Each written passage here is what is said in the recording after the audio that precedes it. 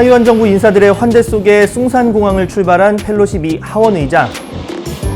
그리고 대한민국 오산에 도착했는데 타이완은 낮, 우린 밤. 그 차이만큼이나 분위기가 많이 달랐죠.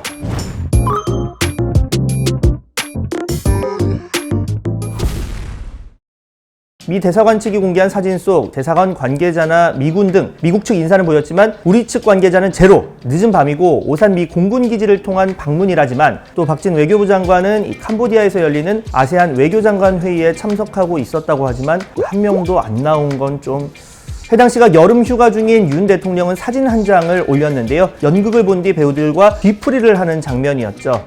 영접 소홀 논란 관련해 대통령실에 해명이 있었는데요. 같은 입법부인 국회에서 담당하는 게 관리. 하지만 늦은 시간 공군기지 도착하는 점을 감안해서 미 측이 사양한 것으로 알고 있다는 거죠. 사전 조율이 있었다는 건데 내심 불만이었던 걸까요? 펠로시 의장. 호텔 입구에서 대기하던 기자들을 따돌리고 후문으로 쌩. 호텔 정문에서 일본군 위안부 문제 해결 협조를 위해서 기다리던 이용수 할머니도 헛걸음. 여기에 한국에 도착했지만 펠로시 의장의 SNS에는 계속 타이완 이야기.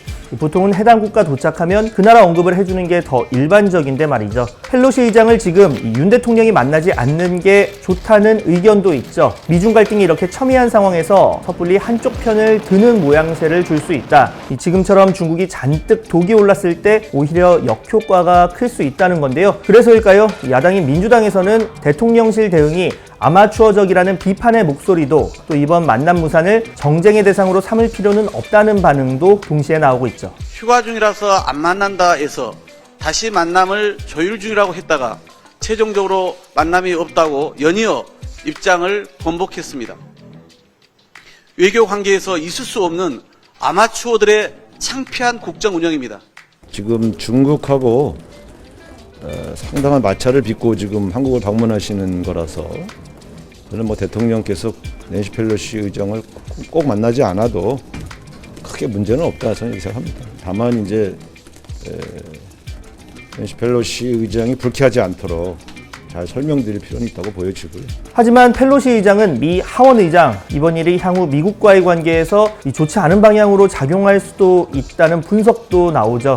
유승민 전 의원 자신의 SNS에 미국은 대통령제 국가지만 외교안보는 의회가 초당적으로 중요한 역할을 하는 나라. 그 의회의 대표인 하원 의장은 워싱턴 권력에서 사실상 2인자라며 우려 섞인 반응을 보였죠.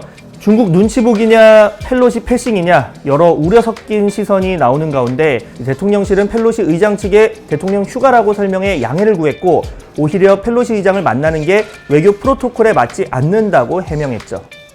펠로시 의장의 파트너는 국회의장이고요. 국회의장 때문에. 대통령은 휴가 중이기 때문에 그 휴가 중에 국회의장이 파트너인데 여기에 만나시는 것은 적절치 않으신 것 같고요. 그리고 뭐 펠로시 의장에 대한 국회의장의 여러 가지 대응이 현재적으로 이뤄지는 게 맞는 것이죠. 외교적으로도.